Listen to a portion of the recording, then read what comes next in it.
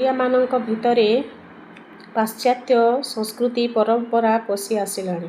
ଆମେ ଯେତେବେଳେ birthday celebrate କରୁଛୁ ଆମ ପୁଅ ଝିଅମାନଙ୍କର, ସେହି ସମୟରେ ସେଇ ବାର୍ଥଡେ କେକ୍ ଉପରେ ଆମ ପୁଅ ଝିଅମାନଙ୍କର ନାମ ଲେଖାଯାଇଥାଏ।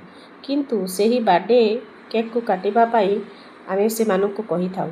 ଯେତେବେଳେ ଆମେ ତାଙ୍କ ନାମରେ ଶୁଭ ମନାସି ଦୀପଟି ଜାଳିଥାଉ, ସେହି କ୍ୟାଣ୍ଡେଲଟି ଜାଳିଥାଉ, ତାକୁ ଆମେ ଲିଭେଇବା ପାଇଁ କହିଥାଉ। କିନ୍ତୁ ସେହିଟା ଲିଭେଇବା ଅଶୁଭ ଅଟେ। ସେ କେକ୍କୁ ତା ନାମର କେକ୍କୁ ତା ହାତରେ କାଟିବା ଅଶୁଭ ଅଟେ। କିନ୍ତୁ ସେହି ସବୁ କାମ ସବୁ ଆମେ କରିଥାଉ। ଆଉ ଯେତେବେଳେ ଆମେ ତା'ର ବାର୍ଥଡେ କରିବା, ସେହି ସମୟରେ ଆମେ ମନ୍ଦିରକୁ ଯାଇ ତା ନାମରେ ଭୋଗ ଦେବା କି ଘରେ ଆମେ କ୍ଷୀରି ପୁରୀ ତିଆରି କରିବା। ଆଉ ଲୋକଙ୍କୁ ଡାକି, ଛୁଆ ପିଲାଙ୍କୁ ଡାକି ତା ନାଁରେ ଆମେ ଭୋଗ ଦେଇଥିବା ଜିନିଷକୁ ବଣ୍ଟନ କରିବା।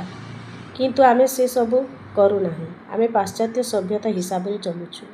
ଆମ ପୁଅ ଝିଅମାନେ ବି ବାପା ବଦଳରେ ଡେଡ୍ କୁହନ୍ତି, ମା' ବଦଳରେ ମମି କୁହନ୍ତି। ଡେଡ୍ ମମି କହିବା କଥା ନୁହେଁ। ଡେଡ୍ର ଅର୍ଥ ହେଲା ମୃତ ଏବଂ ମମିର ଅର୍ଥ ହେଲା ଇଜିପ୍ଟର ମମି।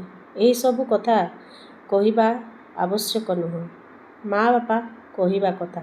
ଆଉ ଯେତେବେଳେ ଆମ ଘରକୁ ଅତିଥି ଆସନ୍ତି, ଅତିଥିମାନଙ୍କୁ ସେମାନେ ହ୍ୟାଲୋ, ହାଏ, ବାଏ କହିକି ସେମାନେ ସମ୍ବୋଧନ କରିଥାନ୍ତି। ସେମାନେ ଗୁଡ୍ ଇଭିନିଂ, ଗୁଡ୍ ମର୍ଣ୍ଣିଂ ଏସବୁ କହିଥାନ୍ତି। ସୁପ୍ରଭାତ କୁହନ୍ତି ନାହିଁ କି ଶୁଭ ସନ୍ଧ୍ୟା କୁହନ୍ତି ନାହିଁ।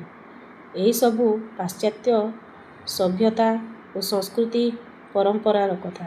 ଆମେ ଆମ ପରମ୍ପରାକୁ ଛାଡ଼ି ପାଶ୍ଚାତ୍ୟ ସଭ୍ୟତା ସଂସ୍କୃତିକୁ ନ ଯାଇ ଆମ ପରମ୍ପରା, ଆମ ସଭ୍ୟତାର, ଆମ ସଂସ୍କୃତିର କଥା ଆମେ ଆମ ପିଲା ଛୁଆକୁ ଆମେ ଶିଖେଇବା। ଜୟ ଜଗନ୍ନାଥ।